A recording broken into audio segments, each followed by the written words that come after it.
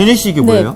이게 우물가의 여인처럼이라는 찬양인데요. 네네. 지난 시간에 우리가 사마리아 여인에 대해서 강의를 들었잖아요. 네네. 그래서 그게 너무 제가 와닿아서 그 가사가 적힌 우물가의 여인처럼이라는 찬양을 우리 같이 연습하면 좋을 것 같아서 제가 뽑아왔어요. 저는 이 곡을 잘 몰라서. 그래요? 같이 예. 연습해봐요. 또 이런 것도 다 준비해 주시고. 네. 성수학당 합창단. 야, 역시. 해볼까요? 한번 해볼까요? 시작. 우물가의 여인처럼 난 구했네. 헛되고 헛된 것들을 그때 주님 하신 말씀 내 생애와 생수를 마셔라. 오 주님 채우소서. 나의 잔을 높이 듭니다. 하늘 양식 내게 채워주소서. 넘치도록 채워주소서.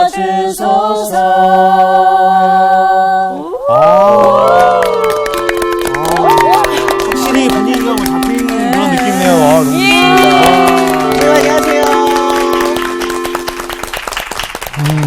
저희 성수학당 합창단이에요. 글쎄 노랫소리가 들려서 또 연희애 씨가 준비하셔서 이렇게 오셔가지고, 네. 그 앞으로 곡을 찬양 부장으로. 어떻게 알지? 그 곡을? 굉장히 오래된 곡이거든요, 그게. 너무 은혜를 많이 받는 찬양, 많이 애들 아시지 않나요? 저는 잘 몰라서. 진짜 약보가 너무 우물가 여인이라 우린 아나? 채워주셨나요? 여인이라 알아요. 이 곡이 아마 내 생각에는 한 4, 50년 된 곡 같은데요. 그리고 오래됐어요. 네. 왜냐하면은, 제가 신학교 다닐 때도 불렀던 것 같은데. 굉장히 오래전에 불렀던 곡인데, 오래간만에 들으니까 참 반갑네요. 우리가 지금 여러분 찬양을 했던 것처럼, 우물가의 여인, 그 여인이 사실은 목마른 자가 누구인지를 주님을 통해 알게 되었고요. 그리고 오늘 이 노래 가사에서는 헛되고 헛된 것을 구했다. 그렇게 말하는데 조심해야 돼요. 가사는 그렇지만 우리가 살기 위해 구하고 있는 것들이 다 헛된 건 아닙니다. 그죠?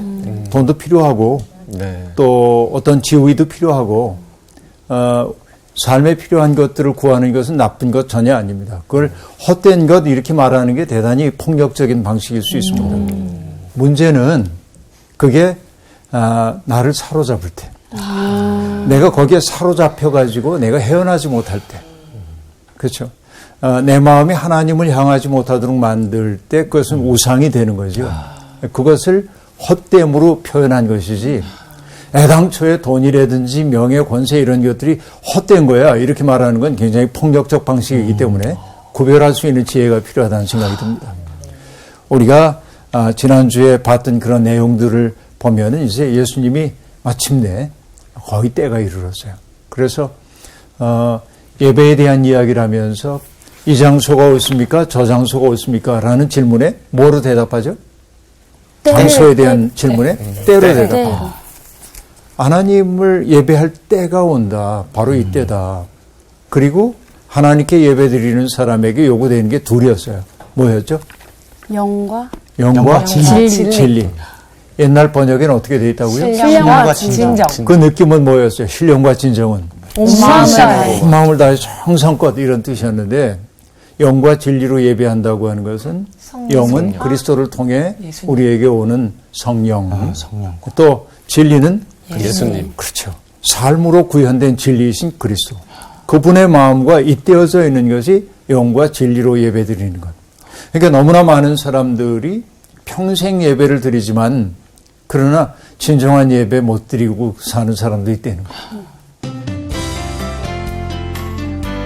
오늘 수업 요한복음 14강 영혼의 양식. 오늘은 요한복음 4장 27절부터 42절까지 공부할 겁니다. 네. 원고식부터 부탁해요. 네. 이때 제자들이 돌아와서 예수께서 여자와 말씀하시는 것을 이상히 여겼으나 무엇을 구하시나이까 어찌하여 그와 말씀하시나이까 묻는 자가 없더라.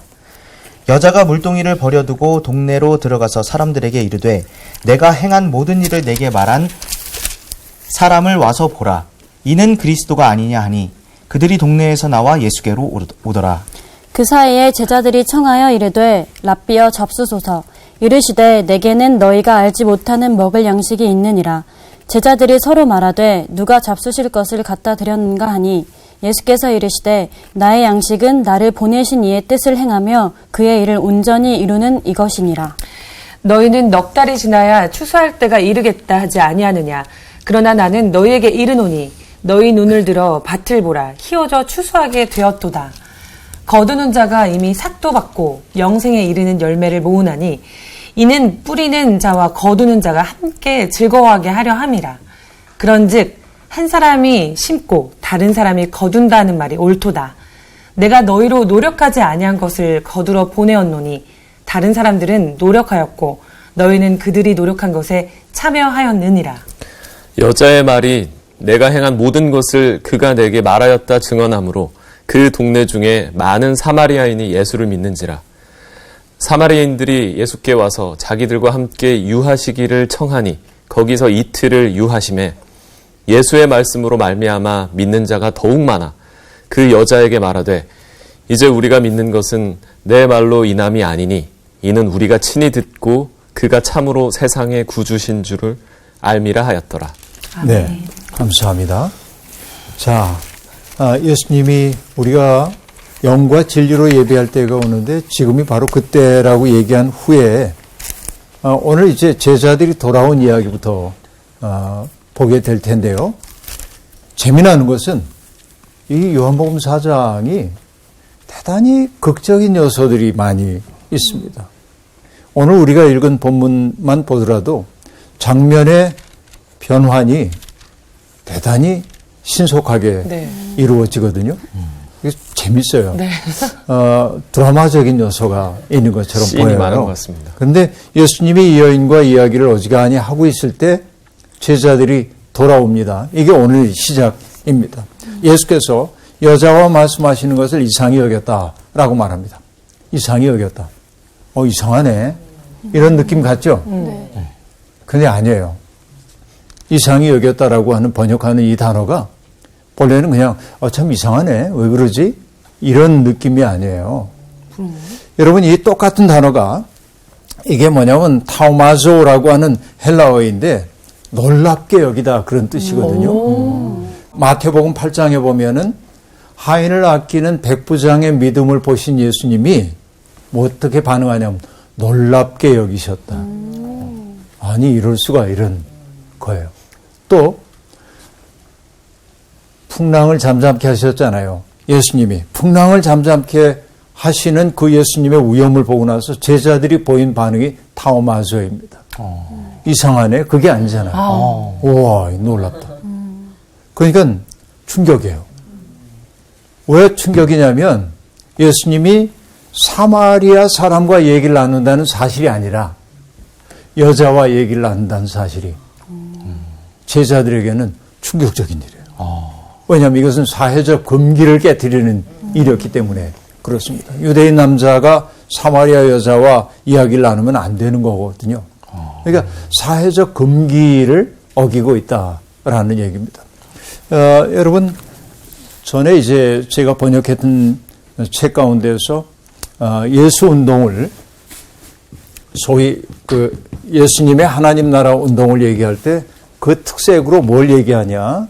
밥상 공동체. 그러니까 예수님이 가는 곳마다 잔치가 벌어지잖아요. 그러니까 밥을 함께 나눠요. 전부터도 얘기했지만은 밥을 함께 먹는다는 것은 가족이 된다는 뜻입니다. 그렇죠? 제가 아주 그 사랑하는 후배가 있는데 목사님인데 옛날에 지방에서 목회를 하고 있을 때 그 목사님 교회 간 적이 있어요. 근데 어딜 지나가다가 목사님이 내게 그렇게 얘기합니다. 형님, 우리 이제 사적 자리니까 형, 저기가 저 살던 데예요. 그래서 그랬어. 그러자 자기 추억 얘기를 합니다. 옛날에 그러니까 60년대 초반에 약간 뭐랄까 정신이 온전치 않아 가지고 여기저기 떠돌던 사람들이 꽤 있었습니다. 그래서 자기 마을에 그런 여인이 들어오면 아이들이 따라다니면서 XX 뭐 이렇게 이제 욕을 하면서 막 놀리고 그랬어요. 돌을 던지기도 하고 그랬어요. 근데 지금 목사가 됐던 그 어린이가 집으로 막 달려가가지고 엄마 뭐 어떠한 여자가 왔어요. 그렇게 얘기하자 엄마가 야단을 치면서 내 이모니 가서 모시고 오라고 그렇게 얘기한 거예요. 그래서 그분이 우리 이모? 사실은 아니지. 근데 어쨌든 그 이모를 부끄럽지만 모시고 왔어요. 그래서 어머니가 그 여인을 이제 부엌으로 데려가서 물을 데펴서 목욕시키고 어머니가 입는 옷을 갈아입히고 식구들이 먹는 식탁에서 밥을 함께 먹는 거예요. 그러니까 내 이모니 절대 놀리면 안 돼. 밥을 같이 먹으면 그 얘기를 하는 거예요. 근데 그날의 그 광경이 그 목사님의 평생을 좌우하는 거죠. 이게. 그러니까 누군가와 밥을 함께 먹는다고 하는 것은 식구가 된다는 거죠. 예수님은 바로 그런 의미에서 밥상 공동체를 이루었어요. 또 하나는 예수님에게 여자 제자. 마르다 마리아도 여자 제자라고 볼 수 있겠고 누가복음에 보면은 갈릴리에서부터 예수님을 따라다니면서 자신의 가진 것으로 주님을 도왔던 여인들이 등장합니다. 그러니까 그 당시에 랍비 공동체에서는 당시의 사회적 관행으로는 받아들이기 어려운 부분이었을 겁니다. 그러나 주님은 이렇게 여성들을 굉장히 귀히 여기셨어요. 그러니까 어쨌든 제자들조차도 사마리아 사람, 특별히 여자와 더불어 얘기를 나누는 예수님을 보고 이상하네. 이게 아니고 놀랍게 여긴 겁니다. 아니 이럴 수가. 사회적 금기를 그렇게 어겨도 되는 거야? 이렇게 이제 얘기하고 있는 겁니다. 사실은 지금도 여성들이 뭐 소위 여권이 신장됐다고 그렇게 얘기들을 하지만 여성들이 보이지 않는 차별을 많이 받고 있잖아요. 남성 중심적인 사회에서. 근데 저만 해도 가급적이면 덜 의식을 하려고 애를 써요. 내가 누구를 부당하게 대우하지 않는가 여성들을 내 언어 속에 혹시라도 그분들에 대한 차별의 언어가 있지 않은가 늘 의식을 하는 편입니다. 의식 안 하고 함부로 말하는 사람들이 많은데 근데 가끔 느끼는 건 이런 거예요. 난 나름대로 했다고 생각하는데 근데 여성들이 보기엔 안 그럴 수도 있어요. 그래서 정말 남성들은 조심조심해야 합니다. 얼마나 어려운 시절을 살아왔는지 몰라요. 여성들이. 그렇죠. 이게 이제 우리에게 주어져 있는 과제 가운데 하나입니다만 어쨌든 예수님이 그렇게 사마리아 여자와 얘기 나누는 걸 보고 이상하게 여겼지만은 누구도 무엇을 구하시나이까 이렇게 여쭤보지는 않았다. 그런 얘기입니다. 여기서 무엇을 구했다라고 하는 말은 뭔가를 알아내기 위해 애쓰다라고 하는 뜻이니까 예수님이 뭔가를 알아내기 위해 이 여인에게 말을 건넨 것으로 여겼어요. 마음으로는. 그러나 차마 그렇게 말하지는 않았다라는 얘기입니다. 그리고 그 다음에 제자들이 와서 그런 말 하는 걸 보자마자 여인이 행동을 합니다. 어떻게 했죠?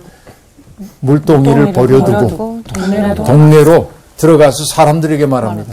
내가 행한 모든 일을 내게 말한 사람을 와서 보라라고 말합니다. 자, 두 가지가 놀라워요. 첫째, 이 여인이 자기가 우물에 나온 까닭을 잊었어. 맞네. 피해 다녔던. 그죠? 우물에 왜 왔어요? 물 들어왔는데 물동이 버려두고. 그리고 이 여인이 낮 12시에 우물가에 나왔던 까닭은 사람들의 시선에 노출되고 싶지 않아서였어요. 그런데 지금 어떻게 하고 있어요? 그들에게로 달려가요. 이게 놀라운 점입니다. 자, 뭐냐? 자기도 모르는 사이에 여자가 만들었던 장벽이 있어요. 그것은 여자가 만든 것이라기보다는 그 사회가 만들었던 장벽이에요. 그 여인은 여기에 있어요.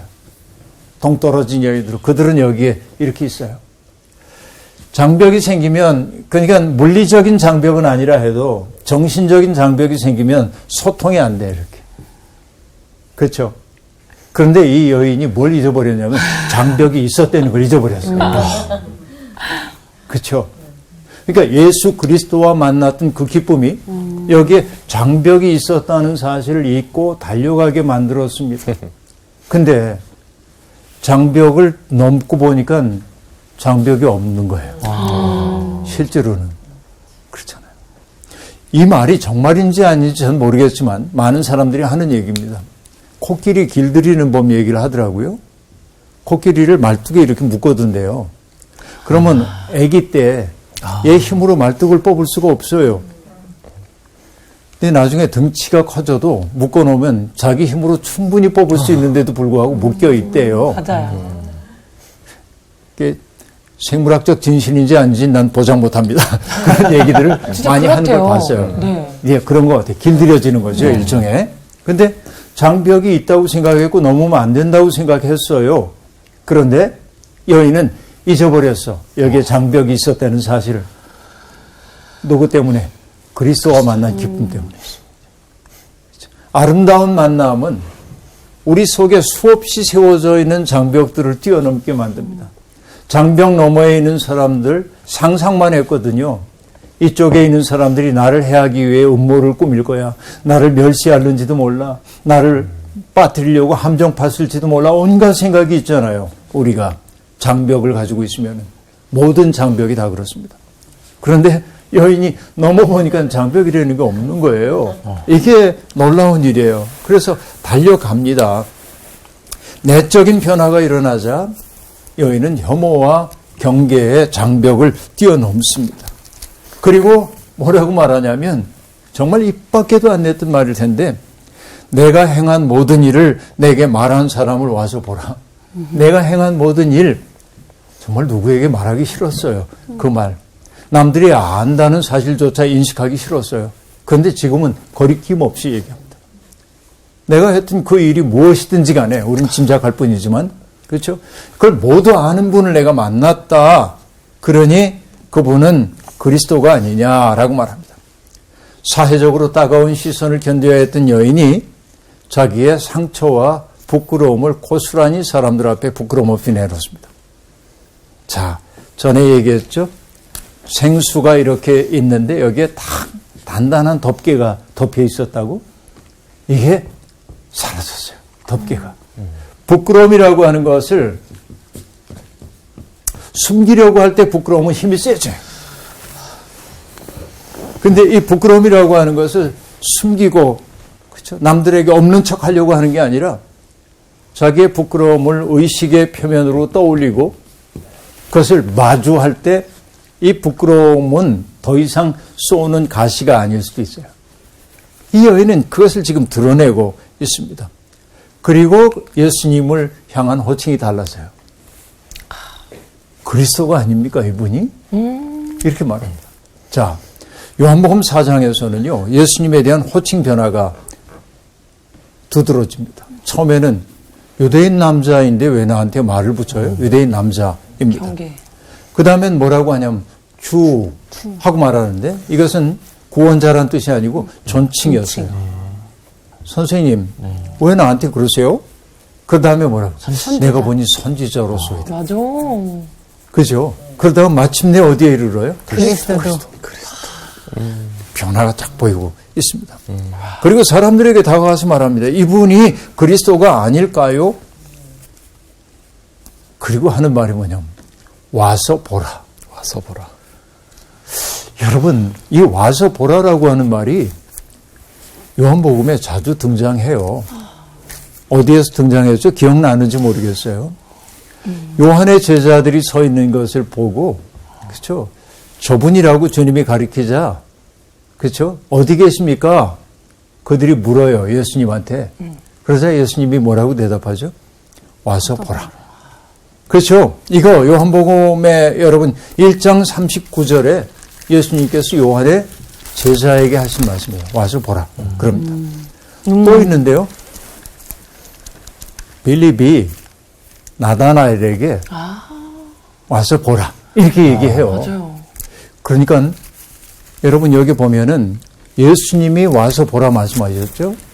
빌립이 나다나엘에게 와서 보라고 얘기했죠. 그리고 사마리아 여인이 제자의 반열에까지 올라가는 거예요. 역할이 대단하죠. 와서 보라. 지금 이렇게 얘기를 하고 있습니다. 그러자 사람들이 동네에서 나와 예수께 오더라. 그 여인이 어떻게 보면 마중물이 되어가지고 사마리아 사람들을 예수님께로 이끌고 있어요. 그런데 제자들이 예수님에게 청합니다. 라삐여, 잡수소서. 주님이 피곤해졌고 시장하셨잖아요. 그러니까 제자들이 할 도리를 다 했어요. 자, 음식을 좀 마련해 왔거든요. 잡수세요. 그래서 예수님이 시장하셨었는데 고마워. 그러고 먹는 게 아니라 뭐라고 말씀하시죠?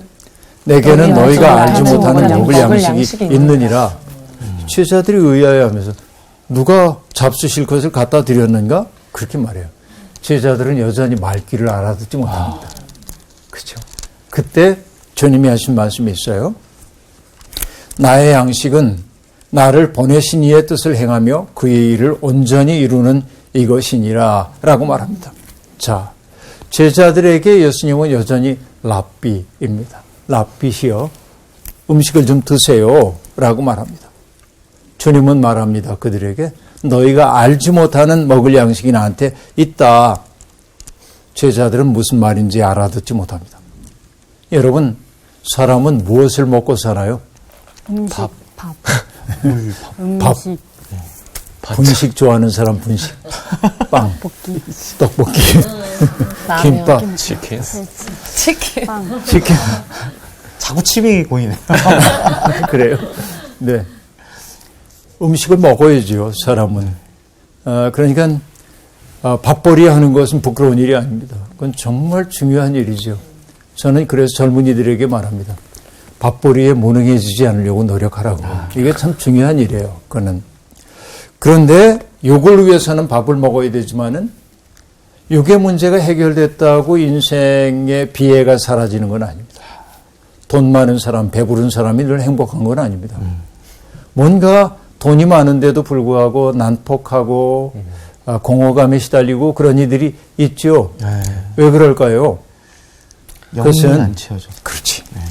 인간에게는 인간이 뭐로 돼 있어요? 인간이 영과 육으로 돼 있잖아요. 육은 음식을 먹어야 돼요. 네. 영이라고 하는 것은 이것도 뭔가 먹어야 되거든요. 네. 영이 먹는 음식을 뭐라고 하냐면 말씀? 보람, 보람? 의미. 와. 여러 가지가. 내가 하고 있는 일 혹은 내가 이제 지향하고 있는 일들이 보람이 있다고 느낄 때 사람의 영이 채워져요. 와. 그러니까 내 영이 충만해지는 것은 다른 사람들 외면하고 나를 채우려고 할 때 영이 채워지는 게 아니라 내가 누군가에게 의미 있는 존재가 될 때. 나 자신을 누군가에게 선물로 주어서 그가 기뻐하는 모습을 볼 때. 맞아. 우리 속에 참 보람이 있어. 내가 보람이 있는 일을 했네. 그렇죠? 의미. 내가 있음 그 자체. 나의 이 세상에 존재하고 있는 의미가 드러나죠. 이게 채워지면은 신기한 거는 이게 채워지면은 육의 피곤함도 많이 누궈져요. 그래서 참다운 휴식, 안식이라고 하는 것은 레스트, 쉼이죠. 참다운 안식이라고 하는 것은 어디에서 오냐? 쇼파에서 뒹굴뒹굴 할 때 오는 게 아니고 잠을 8시간을 꼬박꼬박 잘 때 레스트 하는 게 아니고요. 몸은 다소 고단하는지 몰라도 이 양식을 듬뿍 먹을 때 내게 오히려 육체적인 휴식이 온다. 이게 안식이에요.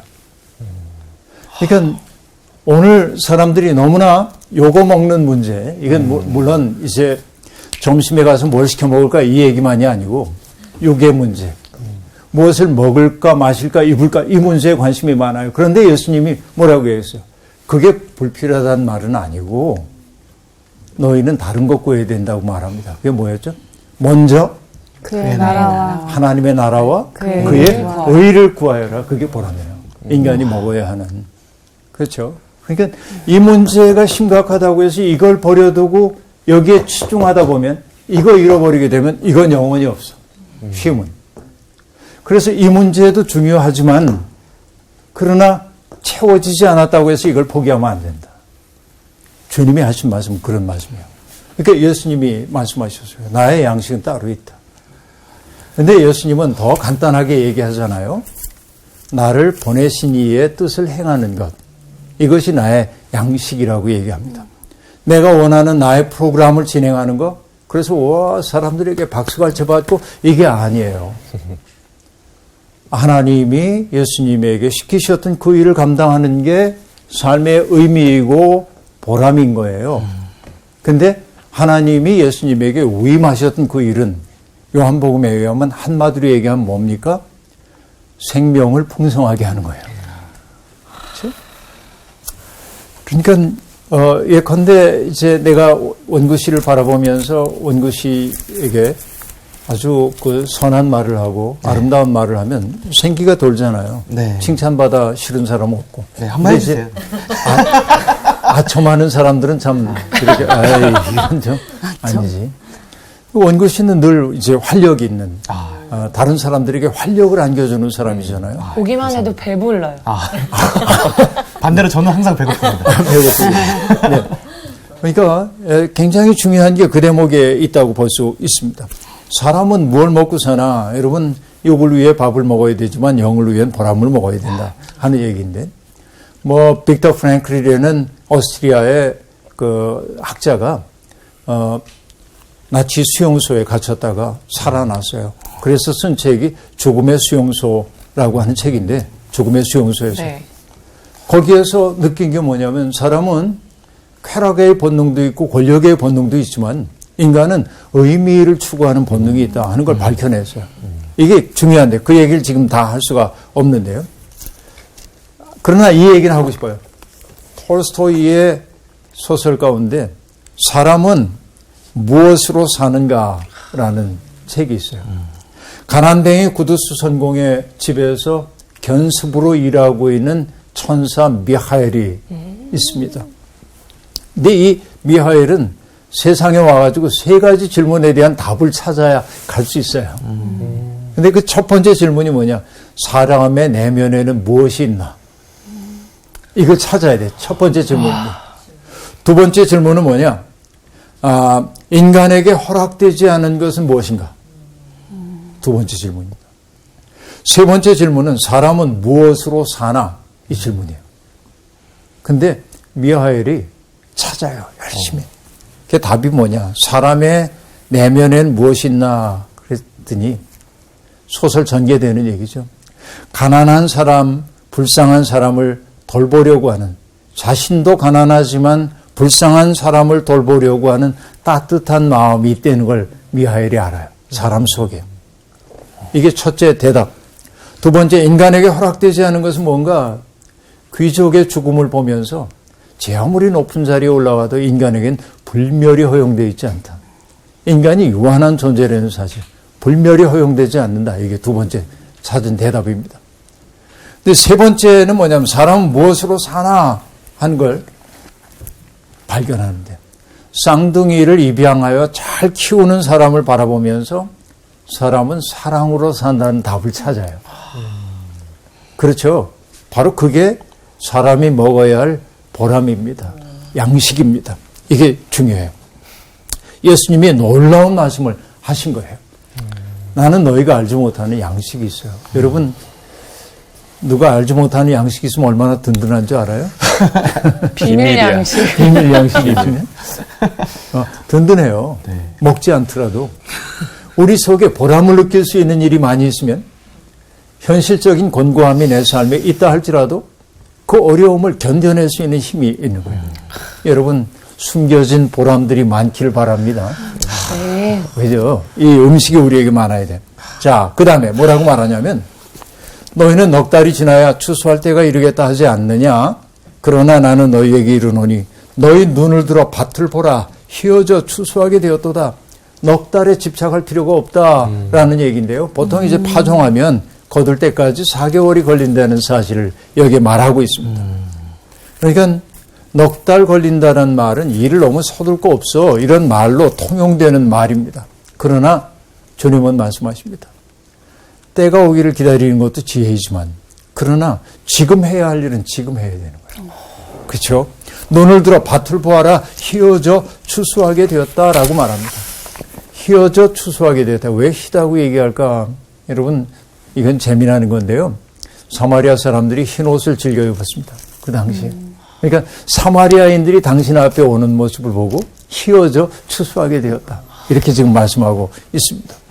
여러분 디모데후서에 보면 이런 말 나오죠.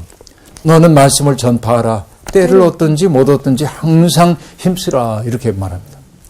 때가 맞지 않아서 아직은 기회가 좋지 않아서 이렇게들 얘기하거든요. 전도서 11장 4절에 보면 이런 말 나옵니다. 풍세를 살펴보는 자는 파종하지 못할 것이요 구름만 바라보는 자는 거두지 못하리라. 그렇게 말합니다. 나에게 가장 적절한 시간이 올 때까지 나는 참아야 돼. 아직은 때가 아니야. 이렇게 말할 수 있지만 물론 때를 분별하는 지혜는 필요하지만 때가 이르렀는데도 때가 아니라고 말하는 어리석은 범하면 안 되죠. 주님은 바로 이때가 구원의 날이라고 말합니다. 그리고 말씀하십니다. 거두는 자가 이미 삭도 받고 영생에 이르는 열매를 모으나니 이는 뿌리는 자와 거두는 자가 함께 즐거워하게 하려 함이라 라고 말합니다. 여러분 거두는 자는 일반적으로 추수꾼을 말하는 것처럼 보이지만 추수꾼이란 말 조심하긴 해야 된다. 이상한 이단 종파가 추수꾼 얘기하잖아요. 여기에 거두는 자는 예수님이에요. 거두는 자가 이미 삭도 받고 영생에 이르는 열매를 모았다. 여러분 거두는 자인 예수님이 받은 삭시 무엇일까요? 보람. 그렇죠. 네. 그렇죠. 그러니까 아버지의 뜻을 수행함으로 얻는 사형의 보람, 기쁨. 이게 이미 삭시예요. 그러니까 나를 위해 좋은 일이기 때문에 삭시라고 말하지 않고 그렇죠. 아버지의 뜻을 이루어낸다는 그 사실 자체가 내게 삭스로 주님은 수납하고 있는 것입니다. 난 이미 받았다. 그러니까 여러분 오늘 우리가 하나님을 믿는 사람으로 살면서 내가 선한 일에 마음을 쓰고 산다고 얘기할 때 하나님 그러니까 보상해 주세요. 이러면 안 돼요. 그렇게 할 수 있다는 사실 자체가 이미 우리가 받은 삭. 내가 누군가에게 나를 선물로 줄 마음이 내 속에 일어났다는 그 사실 자체가 하나님이 우리에게 주신 삭시야. 보람이고 기쁨이에요. 그러니까 내가 원하는 바가 이루어지지 않았다고 원망할 거 없어요. 하나님은 당신을 사랑하는 사람에게 언제나 삭스를 주십니다. 그렇죠? 그 삭스는 내가 바라는 방식이 아닐 수도 있어요. 그러니까 우리가 지향해야 할 것은 보상을 바라지 않는 믿음이라고 말할 수 있어요. 사람들을 영생에 이르게 하는 믿음의 자리에 인도했다는 것. 이게 삭시 아니고 무엇이겠습니까? 자, 뿌리는 자와 거두는 자가 함께 즐거워한다라고 말합니다. 뿌리는 자는 누구입니까? 예수님을 세상에 보내신 성부 하나님이잖아요. 거두는 자는 예수 그리스도이죠. 그러니까 함께 기뻐하는 거예요. 내 기쁨이 아니라 하나님의 기쁨이기도 합니다. 그러니까 뿌리는 자와 거두는 자가 분리된다고 속상해하지 말아라. 우리들도 다른 사람이 뿌린 것을 거두며 살거든요. 오늘 우리가 이렇게 비교적 자유로운 세상에 사는 것은 저절로 오지 않았습니다. 수많은 사람들이 피땀 흘리며 노력해서 얻어온 결과입니다. 내가 심지 않은 것을 거두어서 누리고 살고 있어요. 이걸 할 때 우리의 인생이 고마움임을 알 수 있습니다. 그럼 내가 잘 산다고 하는 것은 뭐겠어요? 내가 거둘 수 없다 할지라도 미래 세대를 위해 뿌려야 하죠. 저는 이 시대에 기독교인들이 염두에 둬야 할 거 뭐라고 생각하냐면 기후변화의 문제가 너무 심각하잖아요. 우리가 코로나19 사태 때문에 너무 큰 어려움을 겪고 있는데 이것도 기후변화 문제와 밀접한 관계가 있다는 거죠. 동물들의 서식지를 인간이 파괴하고 동물들의 세계와 접점이 만들어지기 때문에 동물 세계에 있었던 바이러스들이 인간에게 건너오고 이런 세계적 질환이 생겨나잖아요. 인간의 욕망이 만들어낸 구조입니다. 그러면 정말 우리의 후손들, 내 자식들, 내 손자, 손녀들이 살 세상을 위해서 지금 우리가 불편을 감수해야 돼요. 이게 파종하는 행위라고 말할 수 있죠. 내가 당장 뿌려서 거두어 내가 누리지 못한다고 해도 해야 할 일을 하는 게 믿음이라고 말할 수 있을 겁니다. 그죠? 이게 중요해요.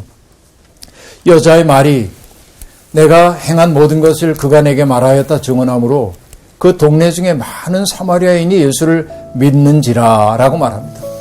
이 여인은 더 이상 증언 가치를 갖지 못하는 사람이 아닙니다. 그 여인의 말이 사건을 일으켰어요. 그러니까 그리스도로 말미암아서 이 장벽 너머의 세계로 진입할 용기를 가졌던 그 여인의 말이, 그 증언이 사마리아 사람들 속에 구원이라는 사건을 유인하고 있음을 볼 수 있습니다. 하나님의 은혜는 늘 언제나 이렇게 놀랍기만 합니다. 그런데 여인의 증언을 통해 그리스도를 믿게 된 이들이 많은데요. 사마리아인들이 예수님께 옵니다. 그리고 자기들과 함께 유하기를 청합니다. 거기서 예수님이 이틀 동안을 함께 머물면서 예수님의 말씀을 듣고 많은 사람들이 믿게 되었어요. 그러자 그들이 말합니다. 여인에게 이제 우리가 믿는 것은 내 말로 인함이 아니라 우리가 친히 듣고 그가 참으로 세상의 구주인 줄을 알미니라 라고 말합니다. 이 여인이 했던 역할은 뭐죠? 아까 얘기한 대로 마중물 역할이었어요. 그러고 나자 여인은 뭐예요? 사라지고 사마리아 사람들의 믿음이 드러납니다. 그렇죠? 사회적 장벽은 무너졌습니다. 예수님은 사마리아 사람들과 함께 머물렀습니다. 믿는 자들이 늘어났습니다. 마침내 주님이 사마리아 사람들에 의해 구주로 고백되고 있습니다. 차별의 장벽을 넘어서는 분으로 인식되고 있습니다. 유대인의 선생이라고 불렸던 니고데모에게 가려져 있던 진실이 주변화된 사람들, 천대받고 있던 사람들을 통하여 고백되고 있습니다. 당신이 세상의 구주이십니다 라고 말이죠. 자, 이것이 사마리아 여인과의 만남 이야기입니다. 잊지 마십시오. 이 놀라운 사건이 벌어진 것은 다름 아닌 목마름 때문이었음을 알 수 있습니다. 때때로 결핍은 우리가 예상치 못하는 일들을 만들어내기도 합니다. 내가 아픔이 없다고 한다면 남의 아픔을 헤아릴 수가 없습니다. 가끔 병원에 가서 진료를 받기 위해 앉아있다 보면 사람들이 서로 이야기를 합니다. 처음 보는 사람들인데 동정합니다. 난 이렇게 해봤어요. 서로를 위해 나눕니다. 아픔이 사람들을 만나게 하고 슬픔이 만나게 하고 때때로 인간에게 주어져 있는 결핍과 고통이라고 하는 것은 아프지만 무겁지만 다른 이들과 나를 맺어주는 통로가 되기도 하는 것이죠. 사마리아 여인 얘기는 바로 그 얘기를 우리에게 들려주고 있습니다. 여러분 속에도 생수가 솟아나서 여러분이 누군가에게 선물이 되는 인생의 보람 누리며 살기를 바랍니다. 고맙습니다. 감사합니다.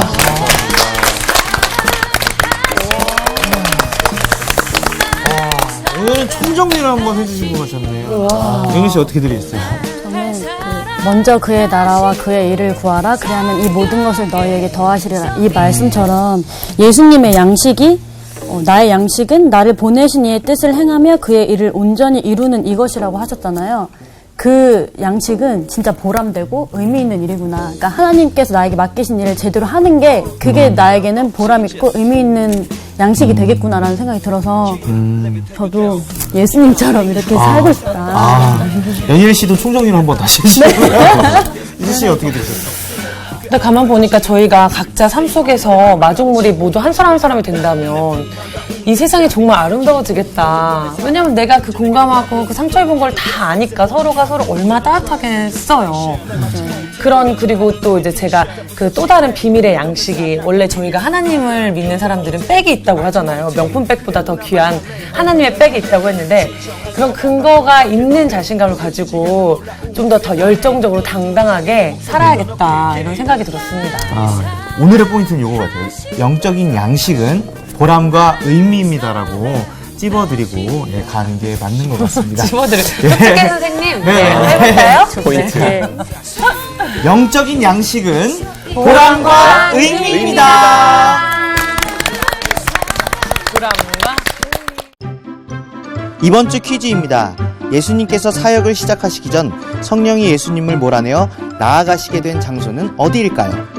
1번 우물가, 2번 광야, 3번 회당.